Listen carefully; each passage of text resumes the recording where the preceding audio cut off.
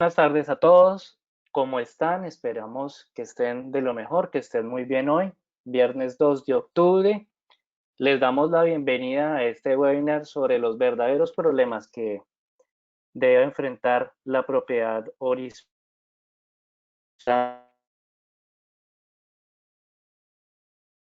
Por acompañarnos. Vamos a hacer esto lo más didáctico posible. Si alguno de ustedes alza la mano en la sección de preguntas y quiere intervenir, decir algo, muy bienvenido está. Nosotros somos Servimeter, nosotros somos un organismo evaluador de la conformidad con más de 17 años de experiencia en el mercado. Nosotros prestamos todo lo que son servicios de calibración, inspección, certificación, ensayos, entre otros. Dentro de los de inspección manejamos todo lo que es inspección de equipos de transporte vertical y también todo lo que es inspección de instalaciones eléctricas bajo el RETIE y RETILAB.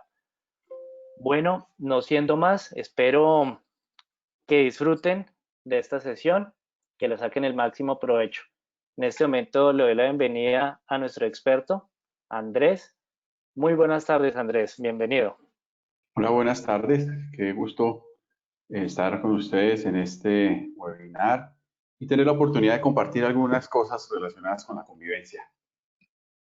Entonces, bueno, eh, gracias a Servimeter por este momento que nos permite eh, tener la oportunidad de compartir ya algunas, digamos que, cosas que hacen referencia a los verdaderos problemas de convivencia en la propiedad horizontal.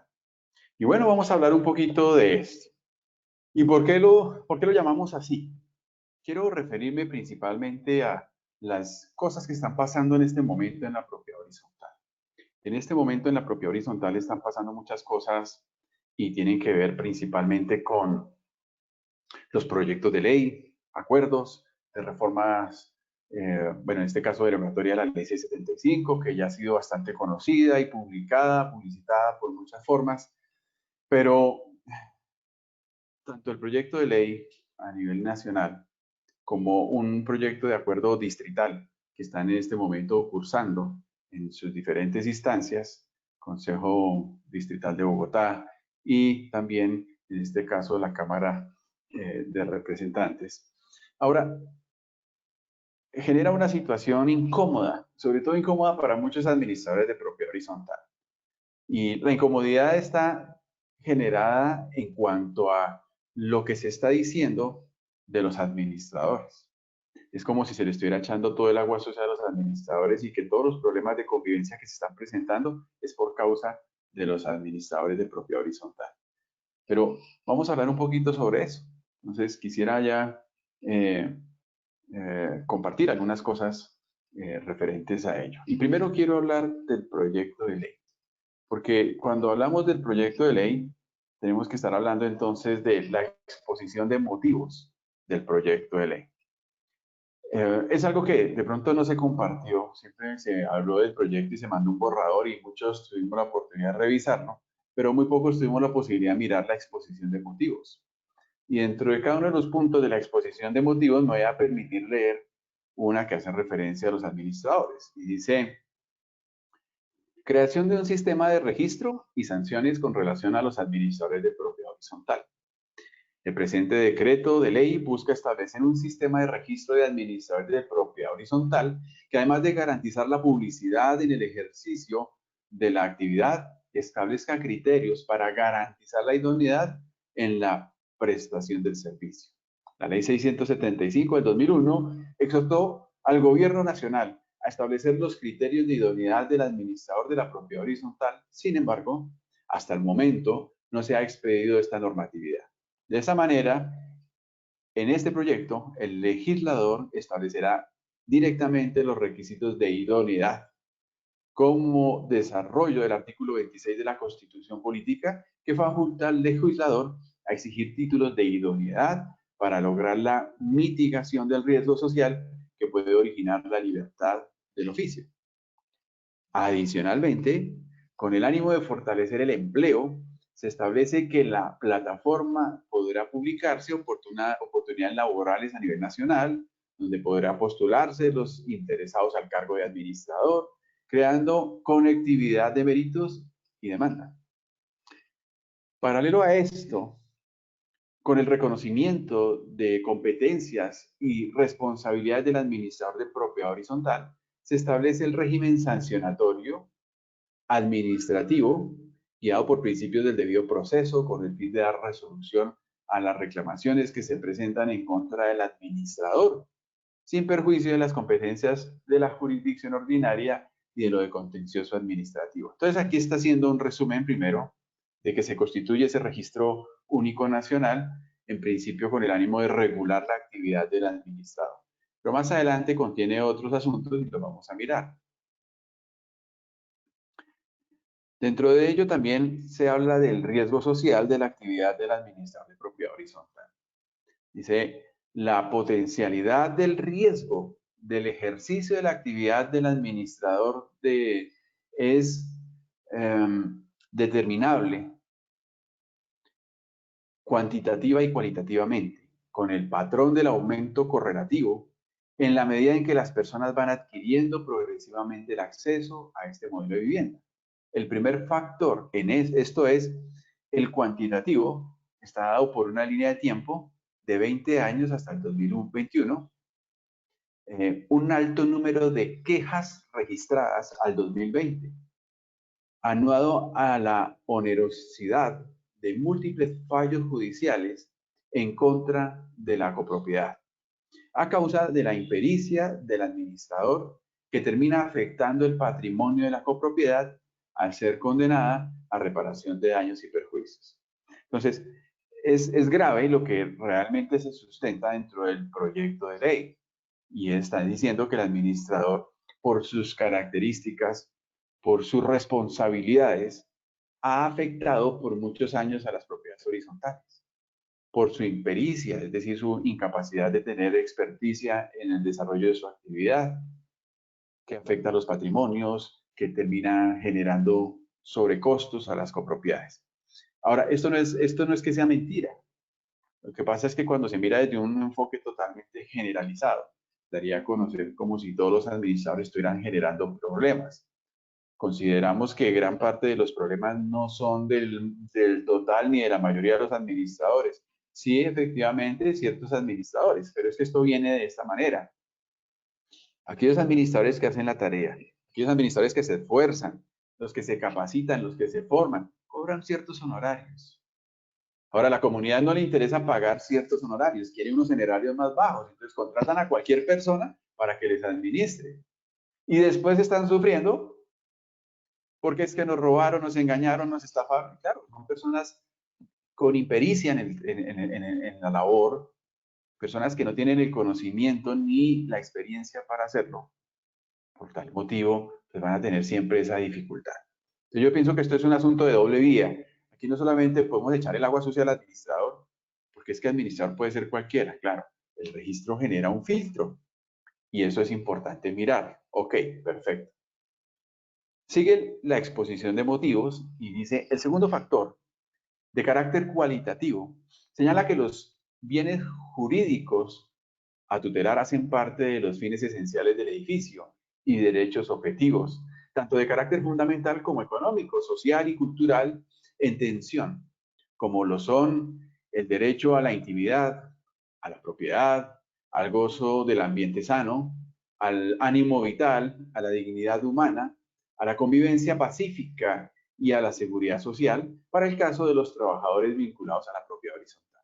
Por otro lado, la Corte Constitucional ha reconocido que la propiedad horizontal tiene inherentes unas funciones sociales y ecológicas, dirigidas a asegurar el cumplimiento de varios deberes constitucionales, entre los cuales se destacan la protección del medio ambiente, la salvaguarda de los derechos ajenos y la promoción de la justicia, la equidad y el interés general como manifestaciones fundamentales del Estado social de derecho. Sumado a lo anterior, los derechos adquieren una especial importancia cuando se trata de sujetos de especial protección constitucional, como es el caso de los niños que conforman las familias relacionados con las copropiedades. Por lo anterior, las acciones u omisiones de quien administra la copropiedad repercuten no solo en la órbita jurídica de los demás copropietarios, residentes, visitantes y vinculados de la copropiedad, entre ellos sujetos de especial protección constitucional. Entonces, aquí se cita una situación de que cuando un administrador genera una afectación, afecta a toda una comunidad, los niños, los jóvenes, los ancianos, a todo el mundo, y por eso consideran que ese universo sobre el cual un administrador tiene influencia es bastante amplio, incluido y basado en que los números de habitantes en propiedad horizontal a nivel nacional son muy elevados y bastante grandes. Por eso se considera que el impacto de lo bueno o lo malo que haga un administrador afecta a muchísimas personas. De ahí que se genera el tema de la regulación. Ok, estamos de acuerdo con que haya regulación porque eso genera un filtro. Aquellos administradores, los que no saben, los que no conocen, los que no hacen bien la tarea, es bueno que sean regulados. Pero tampoco pensaría que debe generalizarse como que el administrador es el antagonista de toda la película, porque consideramos que no necesariamente es de esta manera. Ahora, también se habla dentro del proyecto de ley sobre requisitos para acreditar la idoneidad. Es que para mitigar el riesgo social, la presente, es decir, ese proyecto o la presente iniciativa, exige unas competencias mínimas para el ejercicio de la actividad del administrador de propiedad horizontal sin ser extremista ni laxa, teniendo en cuenta las dinámicas del mercado laboral y el académico, la economía nacional, la inserción laboral de jóvenes y la expectativa legítima de los que ya ejercen la actividad. En aras de presentar el interés general, no se puede crear actos que vulneren principios de confianza legítima de los administradores, pues no es dable imponer nuevos requisitos sin un régimen adecuado de transición que les permita seguir ejerciendo la actividad económica con las que garantizan su subsistencia y el mínimo vital. Entonces, esto como un resumen de lo que eran esa exposición de motivos, de lo que actualmente es la exposición de motivos del proyecto de ley. Ahora, miremos el proyecto distrital. Aquí en Bogotá se está generando un proyecto también para generar un registro distrital que regule a los administradores. Y ese proyecto de acuerdo distrital tenía una exposición de motivos. Dentro de ellos, cosas tan desagradables como esto. Entonces decían que los motivos son publicaciones como la esta del diario El Tiempo. Ojo con los administradores tramposos de los conjuntos y edificios. Multas exageradas, robos, cobros de cheques girados a terceros, algunos de sus abusos. Y empieza a citarlo. Y lo citan ese artículo como si fuera la máxima de todos los problemas que genera un administrador de propiedad horizontal. Con preocupación hemos venido evidenciando muchas falencias y abusos de quienes ejercen como administración de conjuntos, pues en varios acompañamientos recibimos quejas donde los administradores tienen abusos excesivos. Ok, sin duda, hay administradores que abusan, que no hacen la tarea correctamente, pero no podemos generalizar esto. Ok, en la exposición de motivos se citan otros asuntos. Por ejemplo, dicen que dentro de los abusos como estos, los administradores o en su defecto el consejo de administrador aprovechan el cargo para abusar de los residentes, cobros de cheques a nombre de administradores sin control, falsificación de firmas, cobros exagerados de cuotas de administración, imposición arbitraria de multas, cuando el administrador no es el que impone las multas, negligencia en los hurtos en seguridad. Si el administrador no le dan unos buenos servicios de vigilancia y de seguridad, pues la vigilancia va a tener, la seguridad va a ser siempre vulnerable. A veces es un tema de presupuesto y de que se ponen duritas las asambleas para sacar los recursos. Entonces, el administrador no puede recibir toda el agua sucia de todas las cosas. Falta de control de los administradores, quienes trabajan en los conjuntos y propiedades horizontales. Falta de idoneidad para ejercicio del administrador, sin duda, a muchos de ellos. En propiedades nuevas con subsidios estatales, los administradores reciben áreas comunes sin estar acordes para ser recibidas. Esto es un asunto que normalmente no ocurre en la realidad. Esto no funciona de esa manera. y quien lo está escribiendo no tiene ni idea de cómo funciona realmente esto. En otros casos, los consejos de administración tienen como funciones vigilar el administrador y que cumpla sus deberes, pero en realidad son los administradores los que tienen el control de los conjuntos y los consejos. A ver, esto no ocurre en la realidad, ocurrirá en 1, 2, 3 conjuntos, pero ¿quiénes tienen el control de una copropiedad? Los miembros del consejo de administración. El administrador se sujeta muchísimo a ellos. Decir que el administrador, que es un externo, controla inclusive a un grupo de propietarios que son los dueños, es muy difícil que eso ocurra. Falta el conocimiento de las normas que rigen la propiedad horizontal, falta de capacitación para vivir en propiedad horizontal por parte de las entidades competentes. Bueno, esa capacitación pues no son los administradores, son para los residentes, porque son los que están viviendo allá. Incumplimiento por parte del administrador en la implementación de sistemas de gestión y seguridad. Muchos seguramente no lo tendrán establecido. A muchos otros quieren establecerlo y no les dan el presupuesto para poderlo hacer. Contratación de empresas de seguridad a cambio de preventas. Bueno, eso ocurre en administradores, sí. También ocurre en consejos de administración, por supuesto, también ocurre. Malos manejos de cupos de parqueaderos comunales. Bueno, puede darse algunos casos. Colusión entre administrador y el consejo de administración coadyuvados con las empresas de vigilancia. Bueno, detrimento patrimonial. Bueno, pueden darse, por supuesto. Uno no dice que muchas de estas cosas sean así, pero en la manera en que se exponen es como una generalidad que no es adecuada. Miremos un poco las cifras. Se citan las cifras del IDEPAC. Esto es en Bogotá y dicen que las quejas que llegan en cuanto a propiedad horizontal y conflictos son los siguientes. El 25% lo genera el administrador, es decir, la gente se queja del administrador en un 25%. Por manual de convivencia un 12%, por ruido el 8%, por multas y sanciones un 5%, por manejo de dinero un 5% y por revisor fiscal un 5%. Ok, todas estas normas que están saliendo, entonces me dicen que es para resolver el 25%.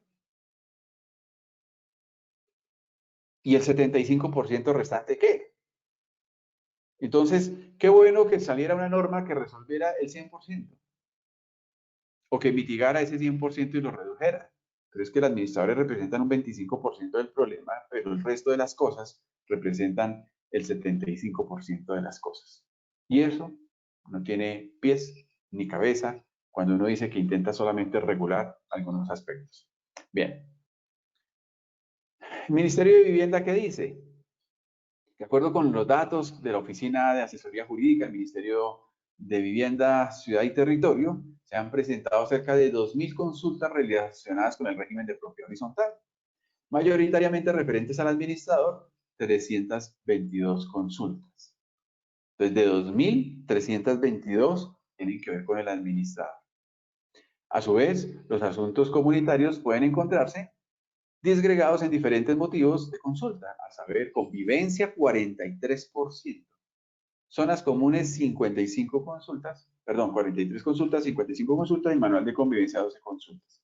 Ok, entonces, aquí vemos y está la preocupación que se genera dentro de la norma es como desde el 2002, 12, 2013, 14, 15, empieza a subir el número de consultas. Obviamente 2020 aquí está más abajo porque no ha terminado el año, pero el tema de situaciones de consultas por temas de convivencia se crece enormemente. Entonces, aquí uno mire, si son 2.000 consultas, 332 son del administrador. Ah, bueno, entonces estamos hablando de las 1.668 consultas que hacen falta, son de otros temas. Y aquí vuelve y juega. ¿En qué proporción realmente el administrador está generando el problema de convivencia como nos lo está pretendiendo hacer ver tanto el proyecto de ley como el proyecto de acuerdo distrital? Entonces, se está generando un tema populista, politiquero, relacionado con el tema del administrador, buscando el favor de una comunidad diciendo hay que cortar una cabeza y cortemos la cabeza del administrador. A comienzos del mes de septiembre hubo una situación que la vimos en las noticias, de un edificio donde unas personas drogadas y borrachas hicieron una fiesta, se metieron una vecina sale a quejarse, llaman a la policía, la administradora llama a la policía, llegan allí, salen los de la fiesta, le pegan a la señora, le pegan a su empleada de servicio, le pegan al policía y todo quedó grabado y quedó registrado. Al otro día sale el alcalde sacando pecho y dice, hay que multar a esa administradora. A ver, ¿por qué permite una fiesta de esas? Y cuando uno habla con la administradora, porque yo tuve la oportunidad de hablar con la administradora y empezar a mirar, pues, ¿qué ocurrió realmente? Resulta que esa era una gente que desde meses antes habían hecho fiestas, varias fiestas. En el mes de agosto, el administrador fue a la inspección de policía y puso la queja. La inspección de policía, ¿qué hizo? Nada, no le puso cuidado, no hizo nada, no le importó. El día en que ya empezaron a llegar la gente y a ocupar, llamaron a la policía. La policía fue varias veces, por llamado de la administración. Pero algo que no puede hacer el administrador es impedir que las personas entren a las viviendas con sus unidades privadas. Ah, que entraron mariachi. ¿Cómo le puedo decir a un mariachi usted no puede entrar? Es que un administrador administra sobre los bienes comunes, pero no tiene injerencia sobre quién entra y quién no entra sobre el bien privado.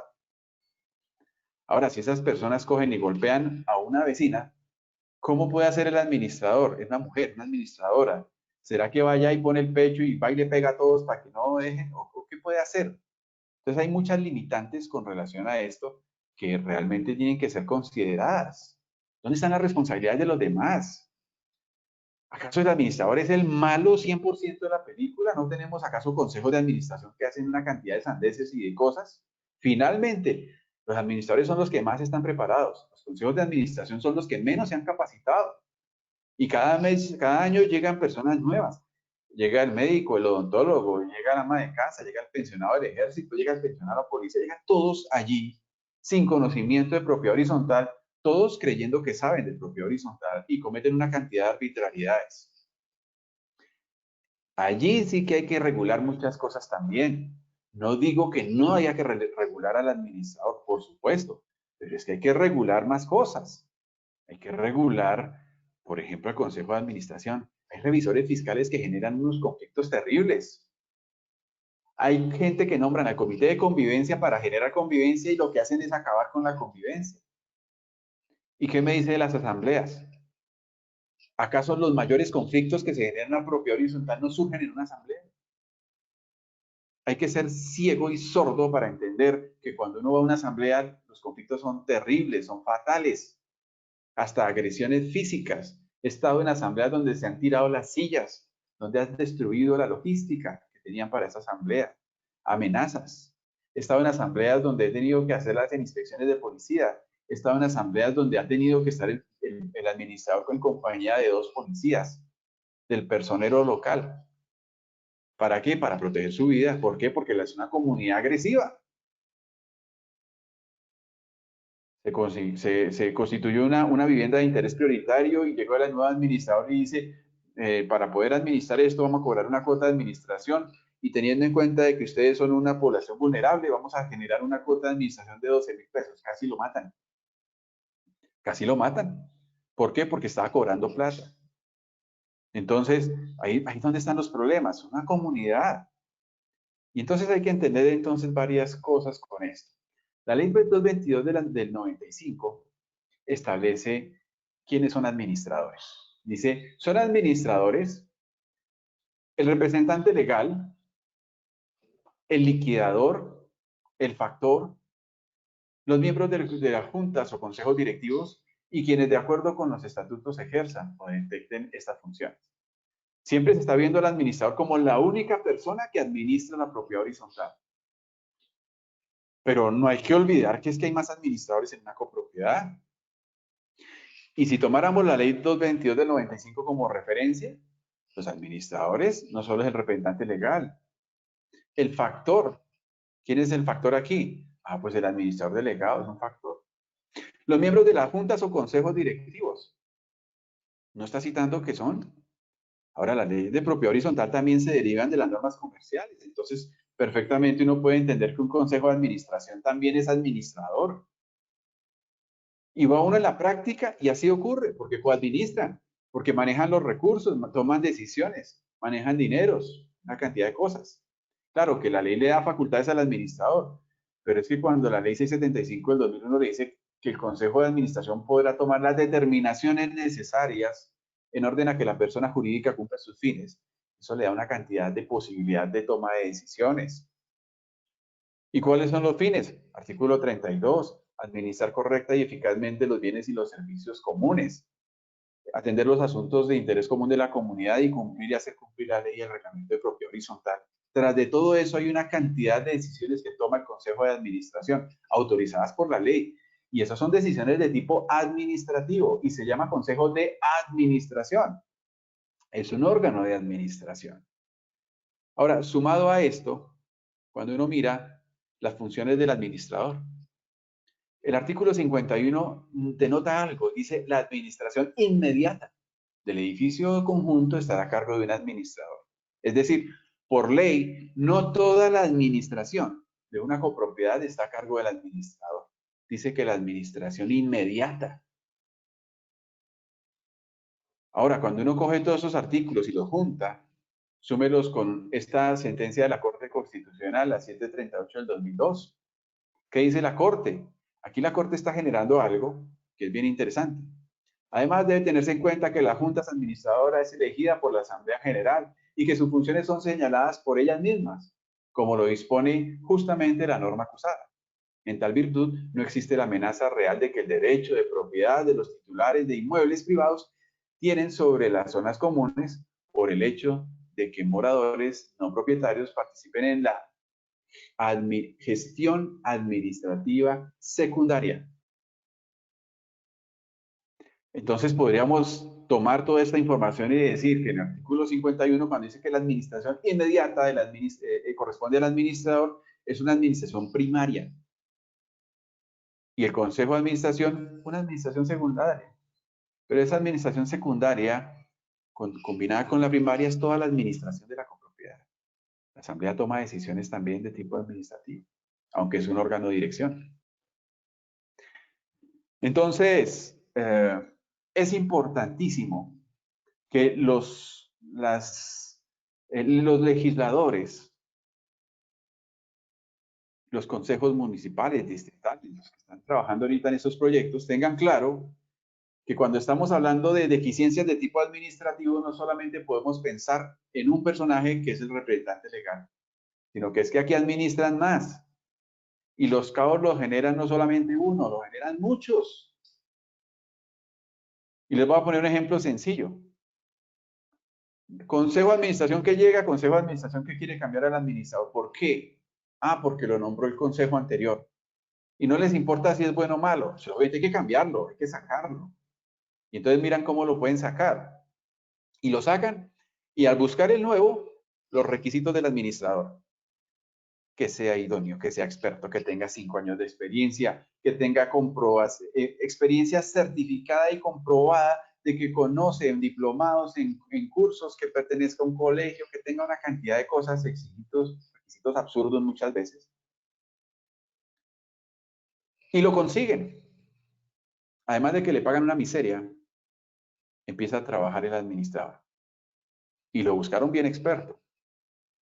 Pero en el momento en el que el consejo se reúne, que ellos no conocen a fondo como el administrador conoce las cosas, van a tomar decisiones. Y cuando el administrador se para y le dice, señores, eso no lo pueden hacer porque eso es ilegal, inmediatamente lo voltean a mirar y ya están pensando en cambiarlo. ¿Por qué? Porque no está de acuerdo y no está trabajando en pro de lo que ellos quieren como ellos lo quieren. Entonces, por más de que tenga un administrador bueno, experto y conocido, finalmente por encima de él, inevitablemente se ha generado una subordinación del Consejo de Administración. Y ellos son los que toman las decisiones finales. Y gran parte de los grandes problemas de la convivencia realmente surgen de reuniones que se generan en las asambleas generales y en las reuniones de consejo de administración. Sin desconocer que también, por supuesto, hay administradores que toman decisiones incorrectas, inadecuadas, en su mal ejercicio y en su mala práctica, que están conllevando también a problemas de convivencia. Aquí no estoy diciendo que el administrador es un santo. Aquí estoy diciendo que el problema va mucho más allá y que involucra a muchas más personas y que el administrador solo representa un 25% del problema, tal como lo vimos en las estadísticas, pero no es el 100% del problema. El grueso del problema son muchos otros factores adicionales que tienen que ser considerados por el legislador, precisamente tienen que ser tenidos en cuenta. Cuando hablamos de la ley 675 del 2001, hablamos de la ejecución de las sanciones por incumplimiento de obligaciones no pecuniarias. Dice que el administrador será el responsable de hacer efectivas las sanciones. No es el que las impone, pero es el que las ejecuta. Una vez el consejo la impone, el administrador va y las ejecuta. Pero dice que cuando ocurran eventos, los eventos previstos en el numeral 1 del artículo 18 de la misma ley 675, la policía, además de las autoridades competentes, deberán acudir de manera inmediata al llamado del administrador o de cualquiera de los copropietarios. Señores administradores que me están escuchando, ¿eso qué tanto ocurre? En el mundo mágico y maravilloso, entonces uno dice que cada vez que el administrador llega, inmediatamente llega la policía y lo apoya. Pero en la mayoría de los casos no llega. En algunos casos llega tarde. Y en los otros, en los que llega a tiempo, muchas veces el mismo policía se lava las manos y dice, no, es que yo no puedo hacer nada ya dentro del conjunto. Es que eso es un asunto interno de la propiedad horizontal, nosotros no nos metemos. Y le quitan el apoyo y desconocen que tienen facultades policivas dadas por la misma ley para que la policía intervenga de acuerdo con el llamado que haga el administrador. Claro, yo sé que es harto para un policía decir, es que hay una fiesta que le están subiendo el volumen, va el policía, le bajan el volumen, se va el policía, le suben el volumen y cada vez que el policía va, pues el policía dice, pues mejor me voy a atender otras cosas. Pero entonces cuando el vigilante, el policía ya no va, entonces el administrador es el culpable porque permitió hacer una fiesta.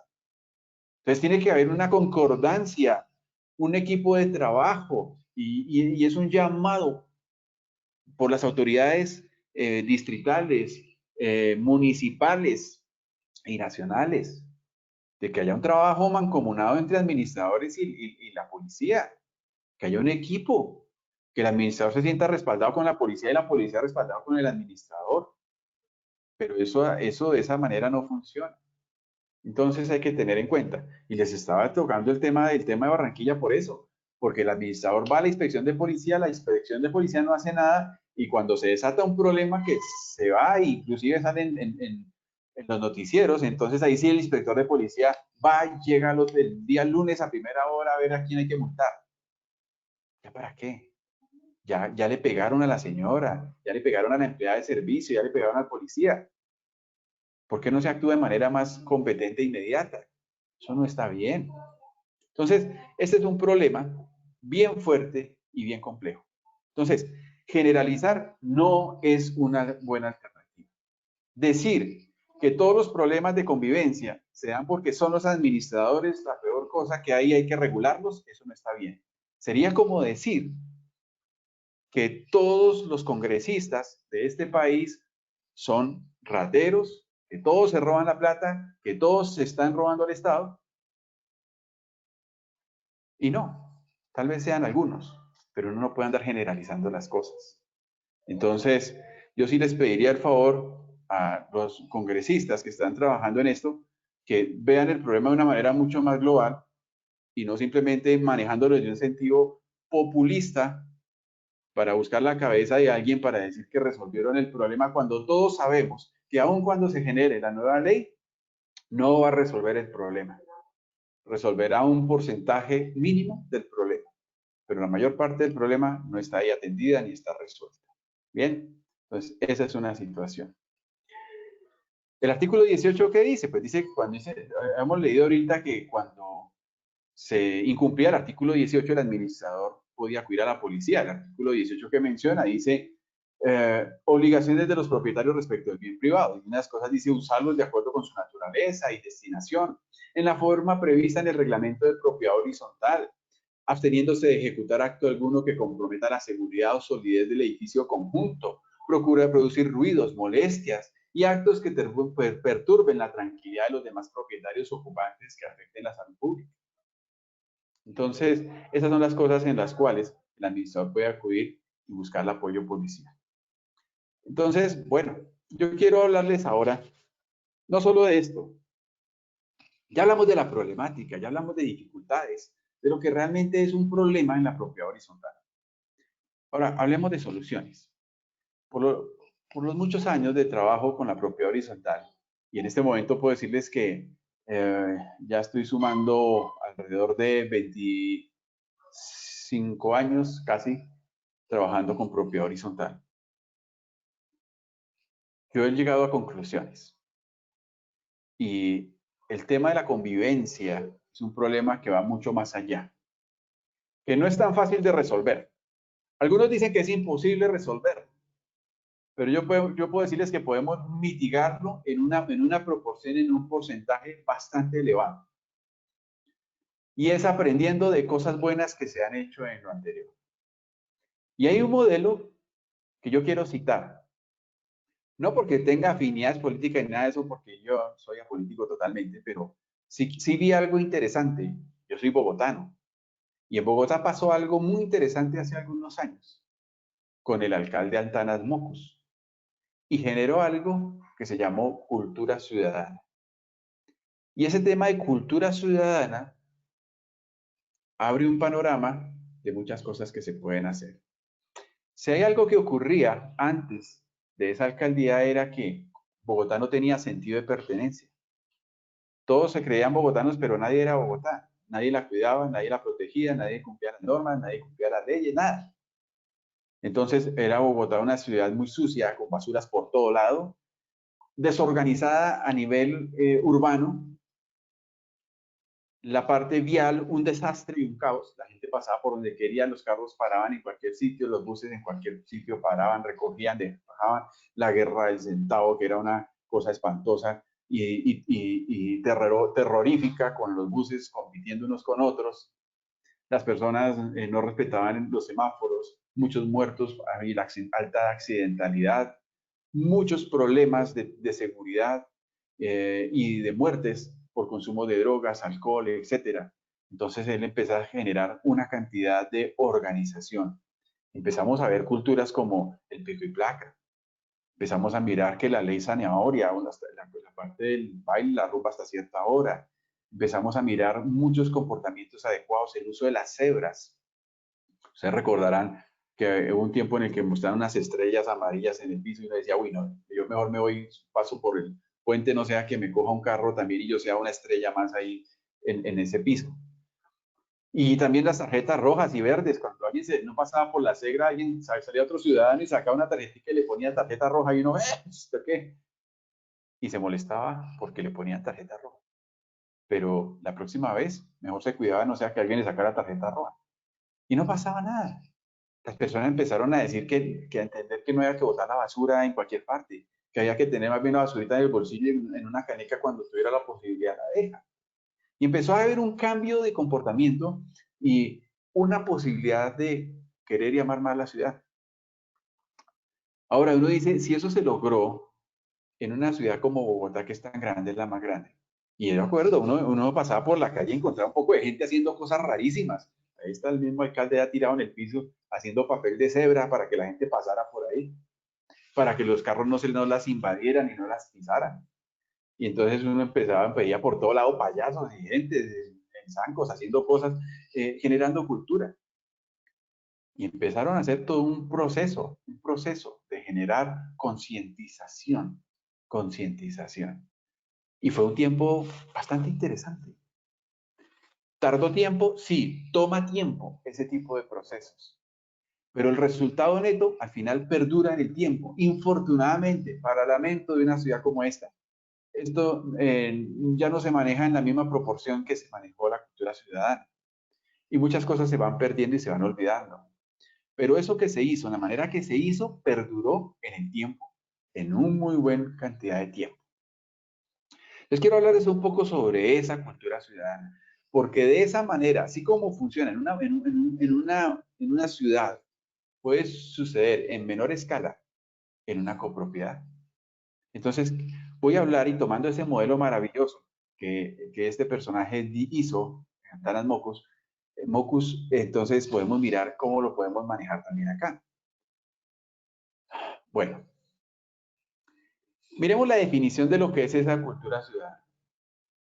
Y dice que el plan de desarrollo, formar ciudad, de la primera alcaldía de Altanas Mocus entre el año 1995 y 1998, introduce el enfoque de cultura ciudadana. Desde entonces, y gracias a la efectividad de su gestión, se ha ido consolidando como un enfoque de política pública que permite la comprensión del comportamiento humano en contextos urbanos y organizacionales, y que sugiere estrategias comprobadas de transformación. Esta definición aplica totalmente a la propiedad horizontal, a su edificio, al conjunto que usted administra. Básicamente lo que buscamos es eso, estrategias que sean comprobadas, que generen transformación, que permita entender la comprensión del comportamiento de la gente en el contexto mismo de la copropiedad, de la convivencia, de la vecindad. Y entonces empiezan los objetivos. Dice que la cultura ciudadana contiene una visión positiva de la convivencia, eso lo necesitamos. Promueve la tolerancia o el aprecio por distintos proyectos sociales, lo que hace la copropiedad interior. La no violencia, la capacidad de celebrar y cumplir acuerdos, el cumplimiento de la ley, la confianza interpersonal e institucional, la representación positiva del otro y el interés por el cuidado del público. ¿No es acaso eso lo que necesitamos en una copropiedad? Entonces, estoy hablándoles de un modelo que ya existe, no me lo invento yo, no me lo inventé yo, no lo inventó Servirón, no, es un modelo que existe y que funciona y que como bien se mencionaba ahorita, inclusive está funcionando como generando injerencia en la misma política pública, porque se ha entendido que una comunidad funciona mejor cuando se genera ese tipo de cultura. Ahora bien, miremos estos fundamentos.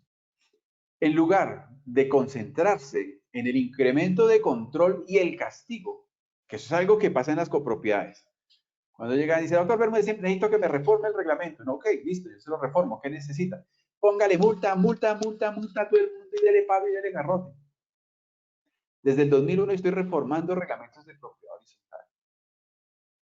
Y quiero decirle que la mayoría de los que he reformado desde el 2001 a la fecha, si yo me pongo a ver todas esas multas y cantidad de cosas, ¿en qué han beneficiado? Y yo les he preguntado a los copropietarios, ¿verdaderamente ese trabajo que se hizo mejoró la convivencia por causa de eso? Y me dicen, no, estás peor. Entonces uno dice, tiene toda la razón. En vez de concentrarse en el incremento del control y el castigo, el enfoque de cultura ciudadana apuesta por la formación de ciudadanos con disposición y capacidad de autorregularse. La autorregulación. Y el tema de autorregulación se da por la comprensión de las cosas. Si usted a su hijo le dice, no haga esto porque si no le pego, eso es el castigo y el control que uno le puede dar. Pero si uno le dice, si haces esto, te puede ocurrir esto, mira lo que le pasó a fulano y mira lo que le pasó a sultano, y a ti te puede pasar también, mejor no lo hagas. Entonces empieza una situación de autorregulación donde el niño dice, yo mejor no lo hago porque me puede pasar lo mismo, porque lo comprende. Entonces, aquí hay un tema bastante fuerte y es que las copropiedades van en directa contravía de lo que realmente se necesita.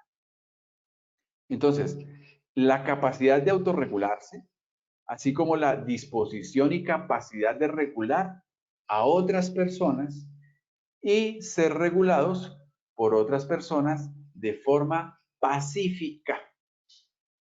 Y entonces ahorita veíamos esos actores allá haciendo cosas, algunos disfrazados de conos. Bueno, eso es una manera pacífica de hacer, hasta divertida y entretenida, pero generando conciencia. Particularmente, la mutua regulación se ha revelado como una herramienta muy poderosa en el cambio de comportamientos colectivos. Entonces, interesante, que necesitamos comportamientos colectivos en la copropiedad, por supuesto. Pues al parecer, en ocasiones es más fuerte. o bien el deseo de ser aceptado por la comunidad, o bien el miedo de ser rechazado. ¿Qué es el miedo? A la sanción externa, como una multa o la misma cárcel. Entonces la gente le tiene más miedo al rechazo social o al no ser incluido socialmente que a que le metan una multa. Pero si ustedes miran la propiedad horizontal, la trabaja es en torno a las multas. Pero como les digo, del 2001 a la fecha, llevo 18 años trabajando con este tema de reglamentos y multas y sanciones. Yo todavía no he visto efectividad cuando se habla de póngale multa y póngale multa y póngale multa. Sí he visto casos supremamente efectivos de muchas otras cosas. Y ahorita les voy a hablar de algunas que también he visto efectivas. Pero en lo personal, cuando yo elaboro manuales de convivencia, reglamentos de propiedad horizontal, reglamentos internos, yo trato de enfocar, de dejarle claro a una copropiedad, que el documento en sí no representa el 30% de la solución del problema. El 70% de la solución del problema está en la sensibilización, en la socialización y la sensibilización. Cuando usted trabaja en torno a esto, es un trabajo largo, difícil, complejo, pero necesario y supremamente importante que debe cumplirse. Esta es una situación que hay que buscar manera de resolver. Es un cambio de cultura y de mentalidad que la asamblea, el consejo y el administrador deben lograr.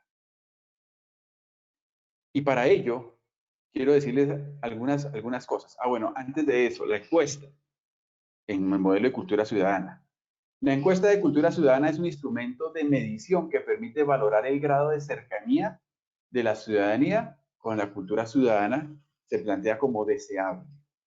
La encuesta permite identificar áreas estratégicas que podrán ser objeto de intervención institucional.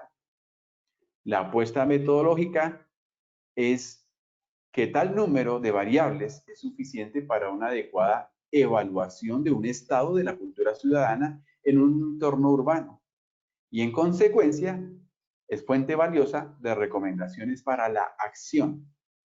Es decir, usted tiene que diagnosticar, es decir, usted tiene que hacer encuestas, tomar información, hacer una investigación. ¿Qué tan consciente es la gente de cultura? No la llamemos ciudadana, llamémosla de la copropiedad,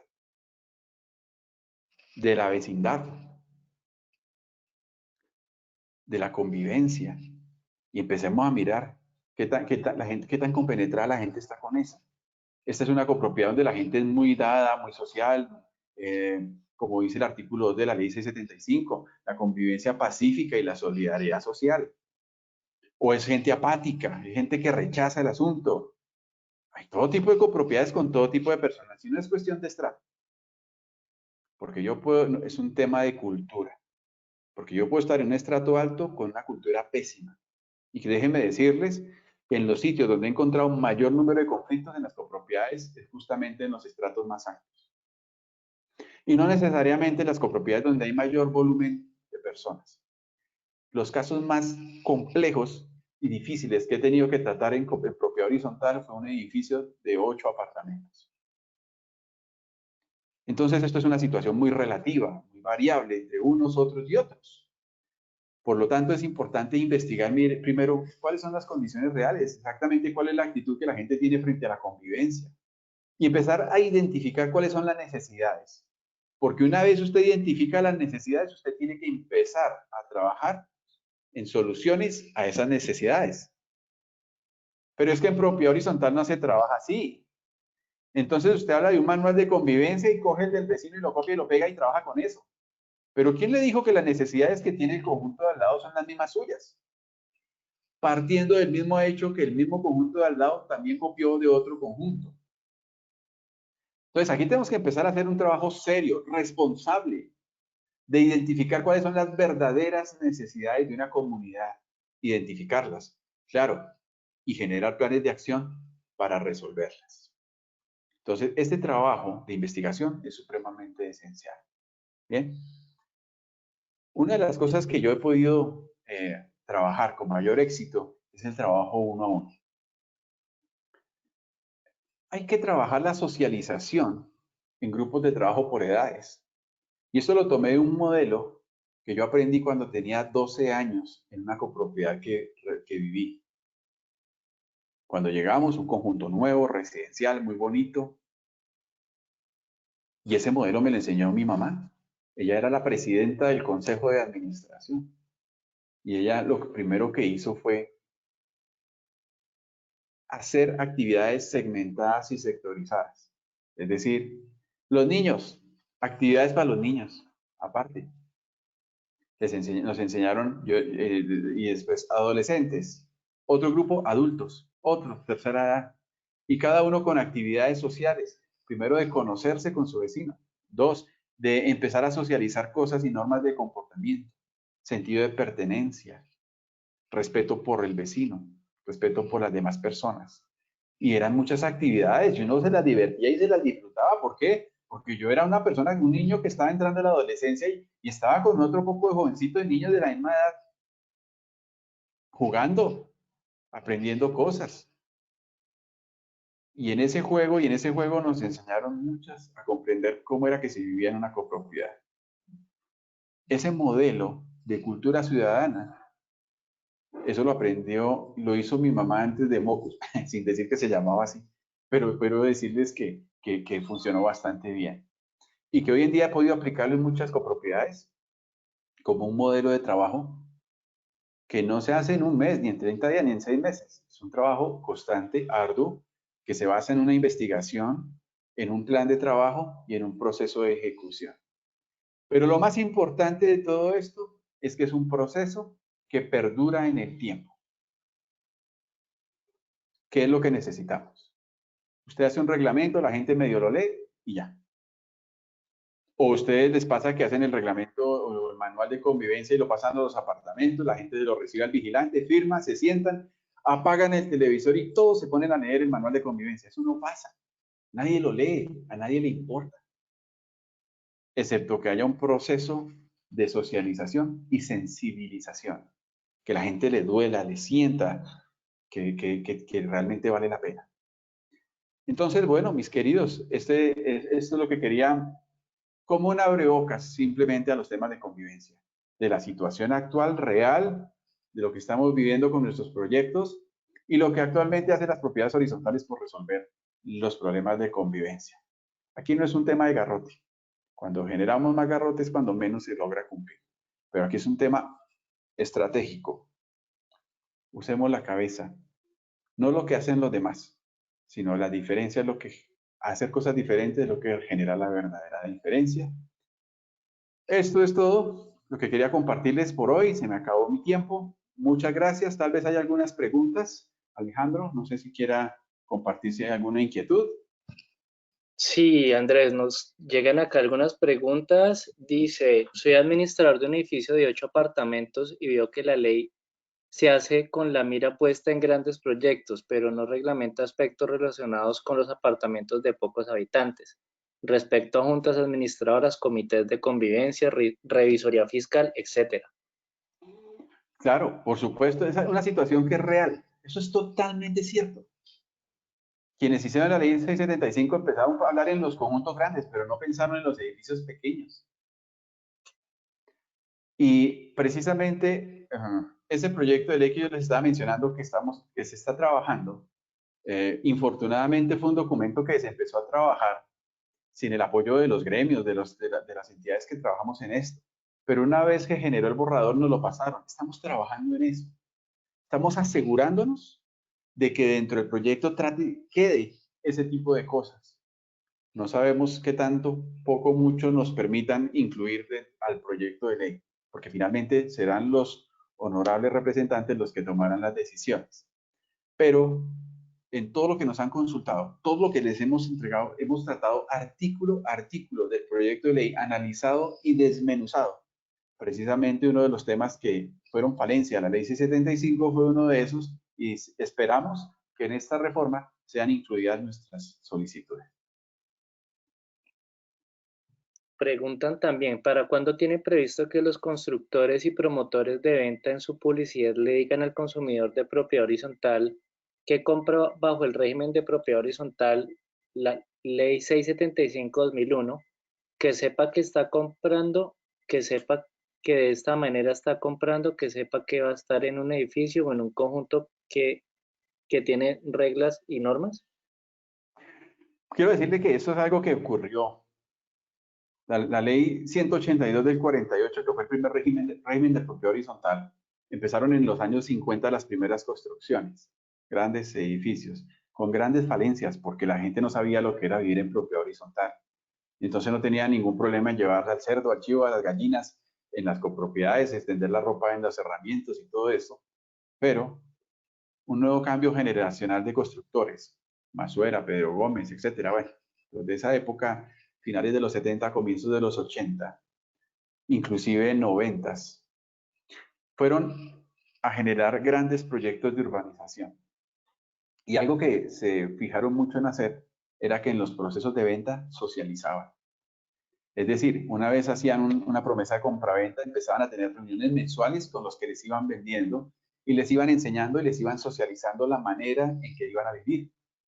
El tema de las cortinas, el tema de las mascotas, el tema del trabajo, el tema de la bulla, el tema de cada cosa.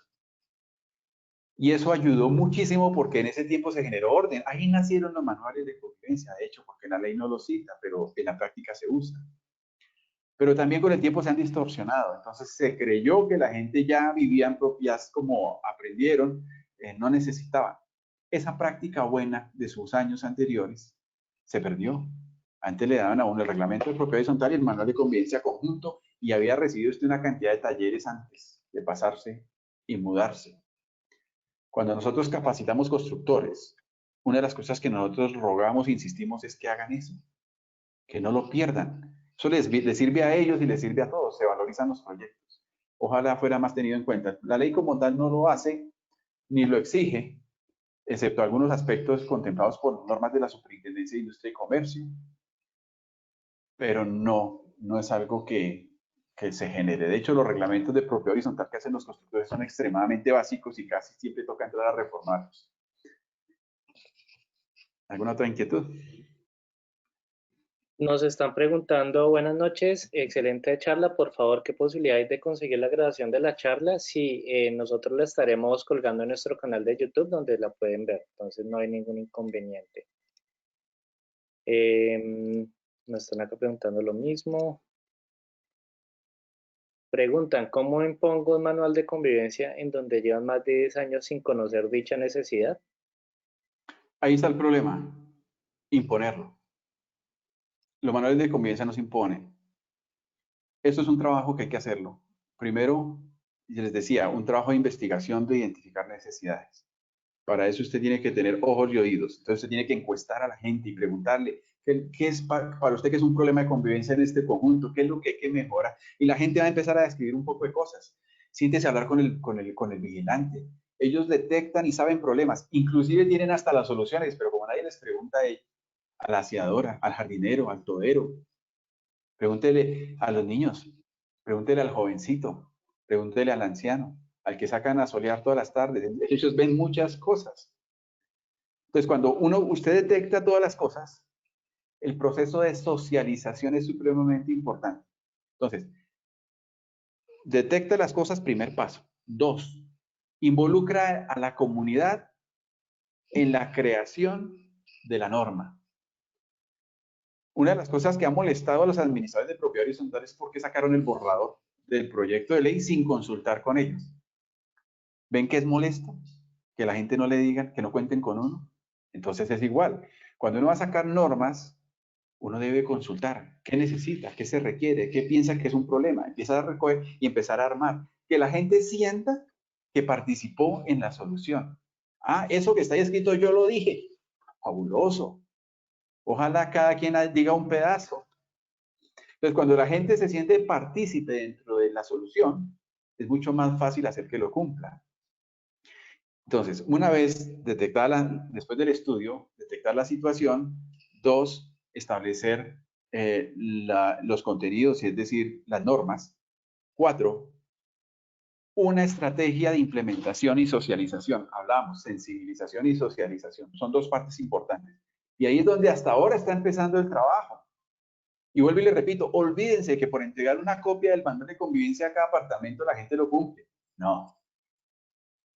Mi recomendación, lo que yo hago, hay que empezar un trabajo con los niños, en el lenguaje de los niños, por medio de un dibujo, por medio de una película, enseñándole cómo es que se hace, a los adolescentes, al adulto mayor, cada quien en su esfera, socializar, sensibilizar.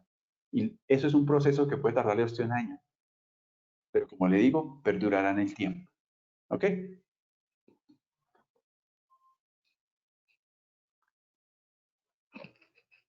¿Hay alguna otra inquietud? Sí, tenemos acá algunas otras. Dice, considero que un administrador antes de aplicar herramientas administrativas sea sensible a ser un servidor a la comunidad, interpretando más el sentir que el rendimiento económico, rédito económico, sin que éste se Total, parte. total, de acuerdo, total. O sea, un administrador no solamente es un financiero, atiende muchos asuntos. Y vuelvo y les digo, remitámonos al artículo 32, la administración o la persona jurídica, su objeto es administrar correctamente y eficazmente bienes y servicios comunes. Ok. Dos, atender asuntos de interés común de la comunidad. La convivencia es un asunto de interés común de la comunidad. Y tercera, cumplir la ley y hacer cumplir la ley y el reglamento de propiedad horizontal. Esos dos últimos están totalmente relacionados con el tema de convivencia y no pueden ser desconocidos por el administrador. Nos dicen también, las personas que entregan los inmuebles no tienen idea de lo que es la administración provisional. Ellos no le dicen a la gente que no pueden poner las rejas que les da la gana, que no pueden poner el papel de protección solar, que el color no les gusta, etcétera. Correcto, de acuerdo. Una de las cosas que nosotros hacemos dentro de nuestro programa de formación en el Colegio de Administradores de Propiedad Horizontal de Servilonjas es eso, es la administración provisional. Hay un sinnúmero de cosas que un administrador provisional debe conocer. Si las conociera y las ejecutara, las copropiedades empezaban con el pie derecho. Pero muchas veces ponen a administrar administradores que no manejan, no saben cómo hacerlo.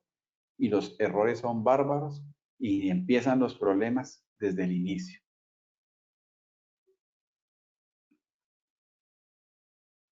También nos preguntan, cuando alguien infringe el manual de convivencia, luego de agotar el debido proceso, ¿a qué autoridades se acude en primera y segunda instancia?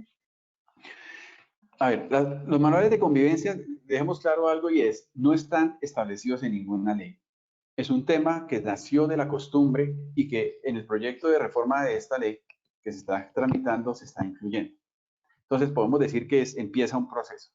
Pero en este momento un manual de convivencia no es más que una herramienta administrativa que se vuelve obligatorio cumplimiento siempre y cuando se haga dentro de los términos del artículo 37 de la ley 675, y es decir, sea aprobado por una asamblea y que las decisiones de la asamblea obligan a todos, ausentes, disidentes y a las minorías.